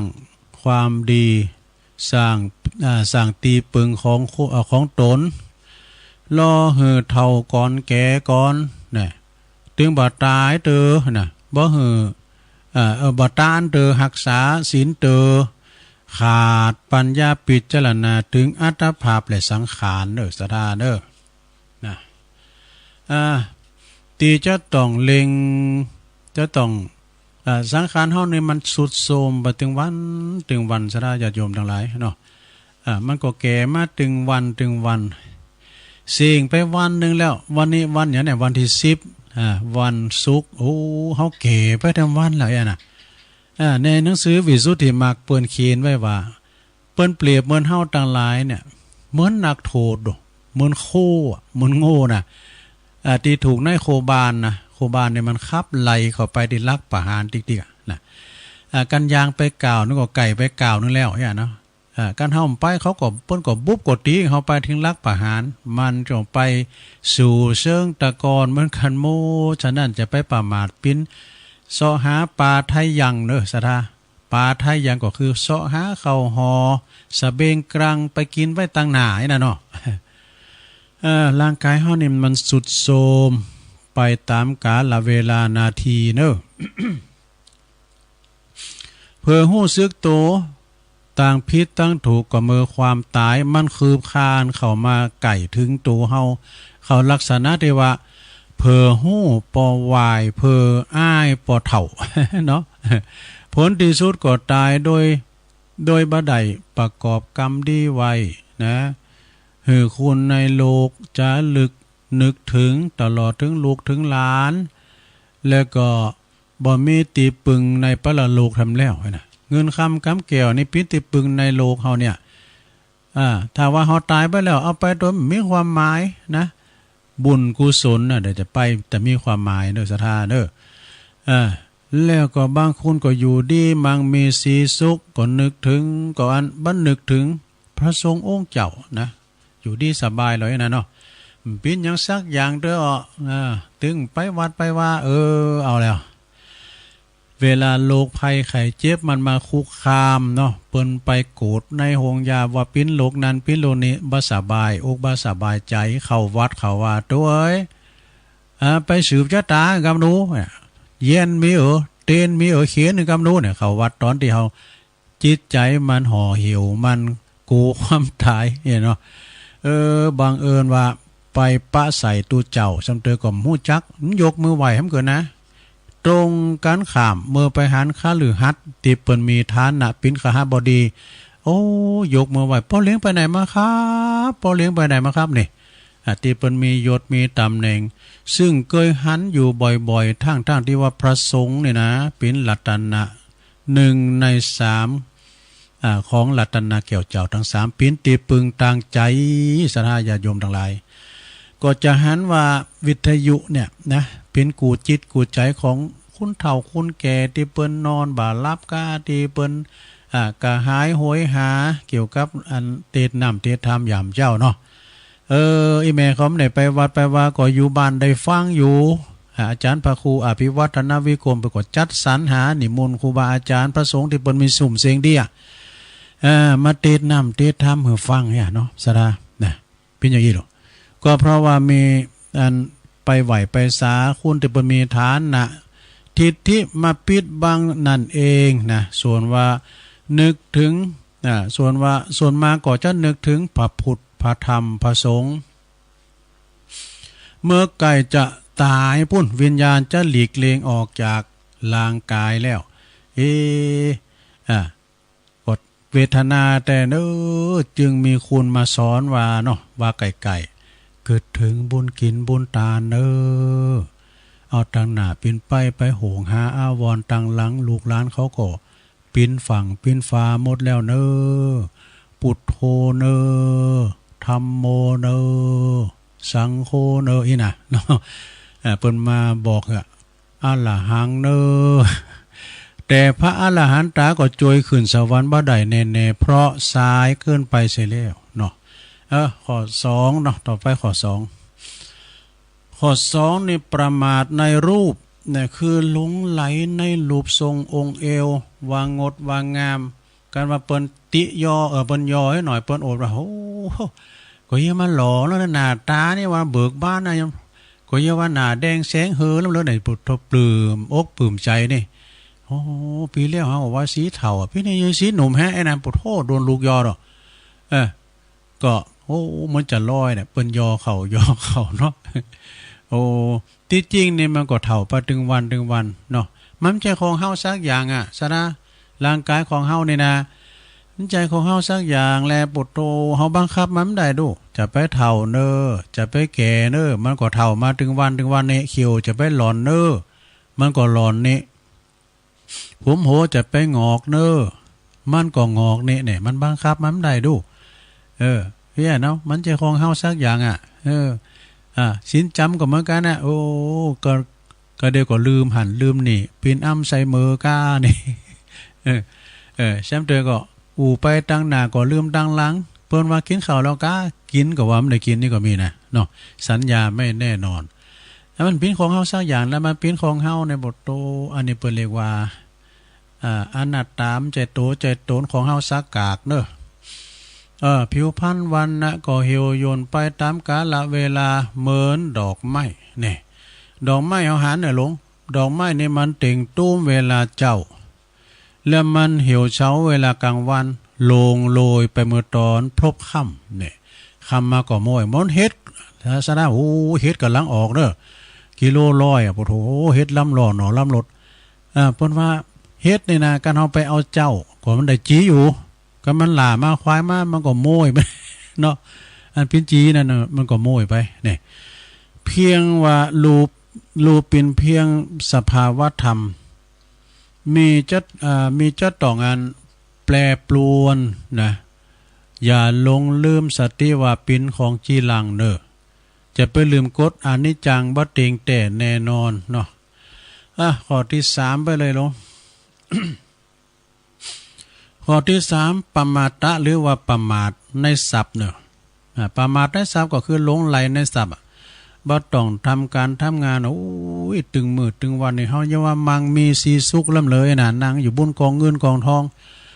การงานนี่มันต้องทำก็ได้นี่ก็บ่ต้องทำการทำงานกินนอนกินแอลมีเงินมีทองนะเพราะว่ามีเงินมีทองเพิ่นก็นับหน้าถือตาเพลินโมเมาในความมั่งมีสีสุข นะจนลืมทุกสิ่งทุกอย่าง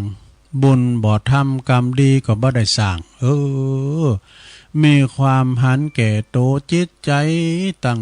โตจิตใจก็ขับแคบโดยนะมีกิเลสความทนีเข้ามาครอบงำเนี่ยเอามาคือพอมันปินอันแต่นะซะนะเฮาเด้อนะเปิ้นขอชาตั้งมอง20-30เนี่ยโอ้อยากแต่เด้อก็เวลาไปสิหวยเนี่ยจกใบแดงมันท้อเนาะมันต้อย มันโหมไปของมันน่ะเฮาเด้อนะเขาปึงใจนะเบอร์ร้อยเขาก็ซื้อนะเนาะฉะนั้นใจซับไปในทางตีไล่ประโยชน์นะเมื่อเฮอตุกแก่ตนเองนะประมาณนะใจซับนะเช่นใจซับไปทางที่บดีจ่างว่านไปขาคุณก้าขายสิ่งที่มันผิดกฎหมายก้าใจซับไปในทางโดยขาดเหตุผลเนี่ยนะขาดสติปัญญาจึงนำปาความเดือดร้อนความหายนะมาสู่ตนเองเนอะดังที่ได้ยินได้ฟังกันในปิ้นประจำสมกับพุทธภาษิตเปิ้นได้ตรัสไว้ว่าทะนันติโภคาทุมเมทังแปลเป็นไทยเปิ้นว่าโภคทรัพย์ย่อมฆ่าคนที่มีปัญญาสามดังนี้เนี่ยโอ้ศรัทธาญาติโยมบัดเดี๋ยวนี้จะไปประมาทเนอะใช้ข้อคำในวันนั้นตุลุงหันกับตานะมันจะหันในโทรทัศน์ก่อนปีต้นนั้นโยมไม่ยิงเนาะเป็นไขฟ้าใต้รถเป็นฟอร์จูเนอร์ก็ฮะเนาะก็ล่างงนจะเอาอย่างเขาว่าหมอนนั้นมาขี่รถเคืองมาตั้งหลังไอ้หลงเพราะว่าสัตว์ตึดสายสอยเปิ้นในน้ำหนักเป็น3 บาทปนว้านก็บิดรถไปก็เหลือก็น่ะนี่จ้อยน้อยมันไปเอาอย่างกับมันได้เนาะเฮียซะนะแล้วทำลายเนาะลุงนั้นก็ใส่แค่ข้อคำหรือมาบนเป็น5 บาทมันก็ไปเอวการกับบทไอหุงหันกะปุดสะตืดไปในปุดจ้างมันยังไข่หัวค่าเนี่ยเนาะไปสักกำเดียวปิกมาปุดแล้วประกอบวัดหัวพี่ว่าใช้ข้อคำเก๋ โดนเจ็ดฟรีเนี่ยอันเนี้ยศรัทธาญาติโยมนะจนลืมไปทุกอย่างว่าบุญบ่ทำกรรมดีบ่ได้สร้างนะเปิ้นว่ามีความหันแก่โตถูกกิเลสความตนีมีกิเลสความตนีเข้ามาครอบงำจิตใจซับไปทางตีไล่ประโยชน์เนอะผิดกฎหมายอีนั่นเป็นว่านะแต่ที่เขาจะเกิดว่าโอ้ยเฮามีเงินมีทองจาดนี่อีน่ะคือชุกคิดว่าชาติแล้วปังหลังเนี่ยเฮาถ้าจะได้ทำบุญไว้นักเนอะอีน่ะเปิ้นเปรียบเหมือนเยนาหรอซะนะทำบุญเนี่ยเหมือนเยนาเฮาเยนาไทยหน้าปูเข่าไว้ปีนี้เนาะปีหน้าได้กินข้าวเม็ดละนะปีนี้ก็ได้กิน ก็เวลาเฮากินข้าวเก่าไปแล้วหอมเย็นหน้าต่อแล้วบุรุษวินาเอาของนั้นมากินบุญเฮาก็เสกเหมือนกันนะเนาะทำไปกินไปยมเนาะเหมือนกับเฮากินเฮาตาลน่ะมีนักก็หอมนักเปิ้นมีหลายก็หอมหลายเฮามีน้อยก็ตามบาดตามแห้งบ่กะเหมือนว่าเนี่ยเนาะเฮาไปปุ่นนะไปติดดอยนางแก้วเปิ้นมาหอมกันหลายศรัทธาญาติโยมทั้งหลายแต่เฮาก็พอทานน่ะเนาะบางคนนี่หอมปิ้นปั้นปิ้นหมื่นบางคนนี่ก็20,000เนาะปิ้นตุน ก็ไปปิ้นหยังเปิ้นว่าตามแต่เจตนาเนาะแล้วแต่สถานะคุณเฮามันเหมือนกันดูเนาะไปว่าหยังปีออกตองน้องออกตามลูกปอเดียวแม่เดียวกันน่ะ5คูณ6คูณมันยังเหมือนกันตั้งแต่อุปนิสัยตั้งแต่จิตใจเนาะพอมาอ้ายเก้าแล้วมายืดตุกเต้าตายเนี่ยเนาะจาวานะสุมาเนี่ยเฮ้ยลาแล้วกำลังเกิดมาว่ามันซื้อน่ะปุตุมาอยู่กับพ่อกับแม่มาเยอะว่ามังมูลตุนเต้ามาติ๊กมันคูณเฮามันสร้างบารมีวาสนามันเหมือนกันสร้างบุญมันเหมือนกันเนาะไผก็ไข่ลอยเหมือนกันโยมตุลุงก็ยังจัดไข่ลอยเนี่ยลอยก็จะแป้งวัดแป้งว่าเนี่ยชุกคีได้หน่อยว่าเฮามีเงินมีทองนะก็เป็นบุพเพกตปุญญาตาในอดีตชาติปางก่อนเฮาได้สร้างได้สมบุญกุศลมาไว้นักแล้วจึงมีทรัพย์สินเงินทองมันกึดอย่างอี้เนาะกับเป็นถาดความตนีทีเหนียวหับใจกิเลสเนาะหับใจกิเลสความมันงมงายนะคนชนิดนี้ถึงว่ามีชีวิตเป็นแต่ว่าประกอบคุณงามความดีบ่มีคุณธรรมบ่บำเพ็ญตนไปในทางที่ชอบก็เหมือนคนที่ตายตึงเป็นตายทั้งเป็นนะสมกับยาวอยู่นะหลวงเนาะแถมผากนั่นก็นะจบอยู่ก็แห่เนาะเพราะจริงนี่กันว่าไปเลยก็จะเรียกว่าจบมันแหมไปทุกคนนะดังสมดังพุทธพจน์เปิ้นกล่าวรับรองไว้ว่าเยปมัตตายถามัตตาแปลว่าความประมาทเป็นหนทางแห่งความตายแน่จะไปประมาทกาดจะไปตกนรกเนอะอยู่ที่บ้านเป็นหลุมหลบภัยที่ดีที่สุดเนี่ยความประมาทมัวเมามี3ประเภททำแล้วมัวเมาในวัยหนึ่งมัวเมาในความไม่มีโรค1มัวเมาในทรัพย์สมบัติ1เนี่ยตึงมดตึงเสียงในปินตั้งแห่งความเสื่อมเหมือนกันเนอะมันมัวเมาเนี่ยนะดังที่เขาเขียนไว้ปินกำหนาขันหนาไข่โหคือฟังว่าเมานะ1เมาเบอร์เมาแชร์เนี่ยนะเจ้าเมาเบอร์เมาแชร์ในใจเสาดูเพราะว่าเจ้ามาแยงแรงมากำยี่เนาะ ก็แล้วก็2เมาเหล่านี่เพิ่มตุกดูเมาไอ้นะเพิ่มตุกเมาสนุก3เมาลืมจน4เมาโตตนลืมตาย5เมาเพศยิงใจลืมไว6เมาลินไพ่ลืมนอนแต่กันนอนลินไพ่นี่วันคำเป็นยังไงลอยเลยวันเลยคืนเขาก็มกินมันยังมาติดอันละกุ่นนี่ว่าได้อย่างหาใครได้เปิ้นเห็นไปฟังธรรมในสักกำเด็บแล้วฮ้อนแอวอยู่วาบก็ยังมาเอาห้าวแอวแล้วเลยแล้วลินอันนั้นน่ะบ่รู้วันคำคืนหูมันเป็นยังที่อื่นบ่ได้ลงนั้นใจบั่นเฮาเลยนะข้อที่7เมาบางอ่อนใจเซาะ8เมาอ้อลืมหมดเลยลืมเมหมดนี่อันนี้เปิ้นปิญจากำลินในศรัทธาเด้อฉะนั้นจงอย่าดำเนินชีวิตโดยความประมาทเน้อหลงลืมหลงลูบเสียงกลิ่นรสสัมผัสซึ่งเย้ายวนกวนใจสนุกสนานเพลินเกินพอดีเมื่ออดทนข่มใจใดยอมจะปะความสุขความเจริญความสุขความสงบได้พอสมควรแก่อัตภาพแม้แต่องคุลิมานสราญาโยมทั้งหลายเนาะมหาโจรข่าคุณมาปิ้นหิมปันนะดู99คุณนะกะเนาะซึ่งเคยปิ้นถึงมหาโจรข่าคุณปิ้นจำนวนมากมายเนี่ยภายหลังสำนึกพิษสำนึกบาปพิษสอบโซดีกลับมาปิ้นได้กลับกายกลับใจเนาะโจรกลับใจไปปิ้นคุณดีออกโบสถ์จนได้สำเร็จเป็นอรหันตาเนี่ย จนเป็นตัวอย่างคุณดีของโลกที่พระพุทธองค์ได้ตรัสว่าผู้ทำโลกให้สว่างนี่เหมือนพระจันทร์พ้นจากเมฆหมอกฉะนั้นนี่คุณเฮานี่นะซะนะห้ายเก่าและดีรุ่นนะสำนึกเนี่ยเปิ้นว่าสรรเสริญเยินยอนะ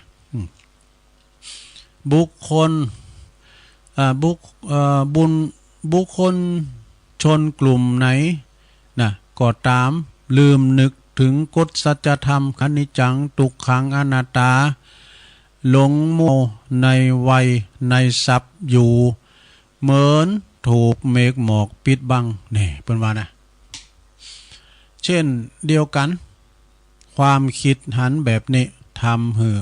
มนุษย์คุณเฮาตะนีทีแนวและบ่แลเหลียวผู้อื่นต่างพระเปิ้นว่าลาภมัจฉริยะนี่ลาภมัจฉริยะนี่นะ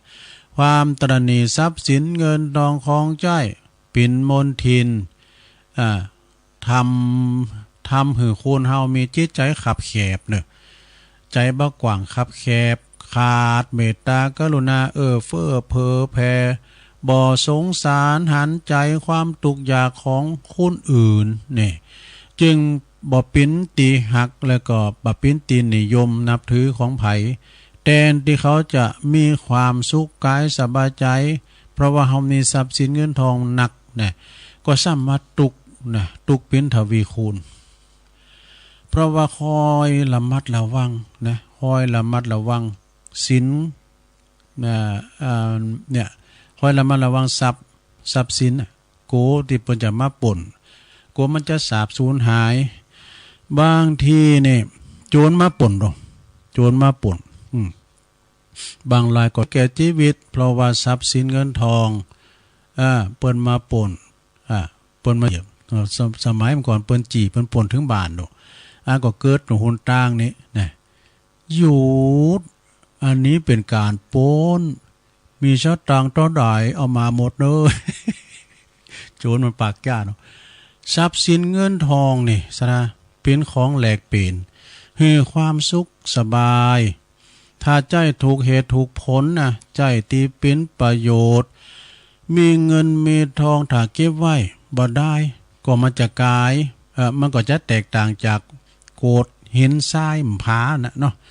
บ่กาไล่ค่าไล่ราคาบ่มีความสุขบ่ได้ผลสุดท้ายตายแล้วก็เอาหยังไปตัวมันได้สักลายสลึงเดียวก่อนติดตามไปนะมันได้เอาหยังไปสักอย่างนะอันสมบัติสถานบริวารพร้อมจะห้อมล้อมเราไว้ได้เพียงหนพอว่าตายไปมันได้ยังไปสักอย่างจะตั้งสลึงเดียวก็ไม่ได้นะเนาะได้ยังสองอย่างบ่าวกับสาวบาปกับบุญได้บาปกับบุญเนาะสมดังกลอนเขาจ้อย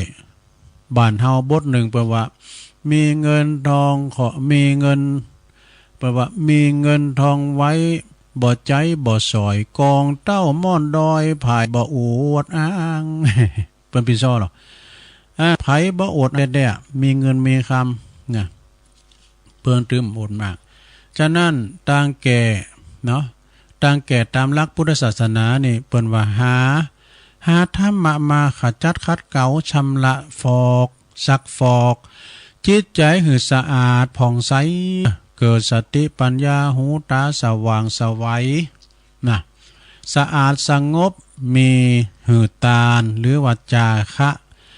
เสียสละบริจาคปิ้นตุนวะเลงขอบโคเลงมารดาบิดาพ่อแม่บริวารญาติมิตรเนี่ยเสภาษีอากรให้ตั้งหลัด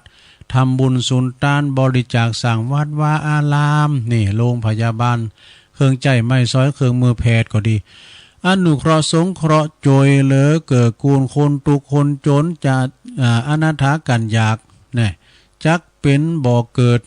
ได้ครับได้รับความสุขทั้งในภพนี้แล้วก็ภพหน้าเนอะบุญกิริยาจะเป็นเหมือนสบู่ซักฟอกจิตใจนะคลายเบาบางจากโลภะโทสะโมหะนี่อันเป็นมาละมนทินศีลรักษากายวาจาและใจเล็บลอยดีงามบ่สร้างตุก ก่อกรรมทำเวรให้แก่ตัวเองและก็ผู้อื่นสัตว์อื่นด้วยการรักษาศีลเป็นปัจจัยให้บังเกิดความสุขเนอะทั้งจัดนี่แล้วก็จัดหน้าเนาะทรัพย์สมบัติก็บ่ฝืดเคืองนะเปิ้นว่าคือสรุปศีลสีเลนะสุขติงสีเลนะนิพุติงยันติศีลนำไปถึงนิพพานเด้อนะศีลนำไปถึงนิพพานเป็นเกินบันไดเป็นเกินบันไดเฮาคำนี่ไปสู่บุญสวรรค์จันฟ้านี่ภาวนาอบรมจิตใจสราญาโยมอะไรมีสมาธิเกิดปัญญาหูแจ้งเรียกว่าสมถะนี่หมายความว่าสงบจากนิวรณ์ต่างหากอันมีกรรมฉันทะปินตุนวิปัสสนาทำให้เกิดปัญญาพิจารณาขันธ์ตั้งหาว่าบ่หมั่นบ่เตงแต่นะขันธ์ตั้งหาเนี่ยนะเทวตูตั้งหาเนี่ยมันถึงบ่หมั่นบ่เตงแต่มีความเง่งไปมาเนี่ยเป็นว่าเนาะเกิดมาแล้วก็ต้องแก่แล้วก็ต้องเจ็บไข้ได้พยาธิแล้วในที่สุดก็ต้องตายนะพิจารณาอย่างนี้ก็เพื่อตัดกิเลสนะคัดเกากิเลสเปรบเหมือนมีสบู่3ก่อนนี่สบู่ลักพระใจให้มันได้สบู่ลักนี่คือการเหือดตาลนะสบู่ก่อนที่1นะคือการเหือดตาลขจัดฟอกซักฟอกกิเลสโลภะความโลภเนาะเอาสบู่ก่อนที่2แล้วสบู่หอมนกแก้วพระใจให้มันได้สบู่รักษาข้อที่2รักษาศีลกำจัดซักฟอกนะกำจัดซักฟอกความโลภอาฆาตพยาบาทปองร้ายเนี่ยสบู่ก่อนที่3ภาวนากำจัดซักฟอกกิเลสโตใหญ่น้อยอันเป็นมิจฉาทิฏฐิหือหมดสิ้นไปความประมาทโมมเมาเคล้างมงายก็จะบรรเทาเบาบางลุงก็จะปะแต่ความสุขสวัสดีตามสมควรแก่ธรรมานุธรรมปฏินะดังจี้แจงแถลงไขมาก็ในหัวข้อเรื่องสบู่3ก้อนก็เหมาะสมสมัยสมกับกาลเวลาตัวลุงก็ขออ่างอิงเอาคุณพระพุทธคุณพระธรรมคุณพระสงฆ์จุงด้นบานดาลหือปออกไม่ออกสัทธาสาธุชนต่างหลายปนเสียจากโรคภัยไข้เจ็บอันกังวลอนตรายมีความสุขกายสบายใจพาธนาสิ่งหนึ่งประการได้ถ้าหากว่าเป็นไปในทางที่สอบประกอบไปด้วยคุณธรรมแล้วใส่ก็ขอสิ่งนั้นจุงพันสำเร็จสมความมุ่งมาตรทุกสิ่งทุกประการดังแสดงพระธรรมเทศนามาก็พอสมควรแก่กาลเวลาก็ขอสมมุติยุติลงไว้แต่เพียงเท่านี้เอวังก็มีด้วยประกาศนีสาธุสาธุสาธุจบลงไปศรัทธาญาติโยมต่างหลายทำมันสบู่3ก่อนแต่จบลงไปศรัทธาก็ฟังกันไปพองก็รับไปฟังไปรับไปเป็นธรรมข่อมรับ เมื่อแรงบืด6 โมงถึง2 ทุ่มก็ฟังแถมเนาะเอาปอนธรรมไม่เกิดน้อยลงนะ เอาปอนธรรมเสียก่อนสัปปิติโยวิวัจจันตุสัปปะโลโกวินาศตุมาเตภวัตวันตรายโยสุขีติคายุโกภวะอภิวาทานาสีลิสานิจังวุธาปัจจายโนจัตตาโลธรรมาวัฏันติอายุวันโนสุขังปะลังจบลงไป ฟังเทศน์ฟังธรรมจนจบลงไปก็จะประกาศข่าวสารงานบุญสักหน่อยนะวันที่13 กันยาปุณเนศธาสิงหาแล้วก็กันยาเดือนหน้าต่างคณะสงฆ์ ถึง2 อำเภอเวียงป่าเป่าก็ดีดอยสะเก็ดก็ดีคณะสงฆ์ที่เปิ่นออกรายการจัดวิทยุก็ดีพร้อมโดยคณะศรัทธาญาติโยมเปิ่นจะมีการทำบุญทานบุพจิตบุพเปตพลีนะตีดอยนางแก้วเนอะตีพระธาตุสี2 เมือง ในวันที่13 กันยาเนอะศรัทธาเดินหน้าก็ศรัทธาก็เอาก๋วยเอาสังไปเอาไปทานกับเทวบุตรเทวดาให้ก๋วยหนึ่งเอาไปทานที่พระธาตุให้ก๋วยหนึ่งอีกก็ได้นะหรือว่าจะไปเป็นการเทศการทำเพื่อจะมีเทศนำเทศธรรมโดยปันปอนเปิดมันจัดกันเป็นแผนกไว้ดอกวันนั้นไปประชุมกันนะที่พระธาตุดอยนางแก้วสี2 เมืองเปิ้นก็จัดระเบียบพระคุณเจ้าแผนกนี้เป็นปันปอนแผนกนี้ก็เป็นตอนรับแผนกนี้ก็เทศธรรมแผนกนี้ก็ประชาสัมพันธ์เนี่ยบ่มีเป็นแผนกเนาะแผนกนี้ก็เก็บยอดปัจจัยฉะนั้นศรัทธาญาติโยมถ้าว่าจะไปกินไปทานแล้วก็เจิญเด้อ13 กันยาเอาจะทานหาญาติกาวงศาปินปีไตเก่าเนามื่นก็ดีก็แจ้งจำนงหมายได้หรือว่าไปเนาะญาติพี่น้องเขาเกิดประสบอุบัติเหตุถนนสาย118นี่นะตั้งแต่4 แยกสันเด็กไปถึงบนแยกแม่สวยบนก็ไปทำกันได้เด้อครูบาอาจารย์ก็นักหลายเด้อศรัทธาถึง2 ตำบุญกันนะเพื่อจะไปจุไปโลมกันนะ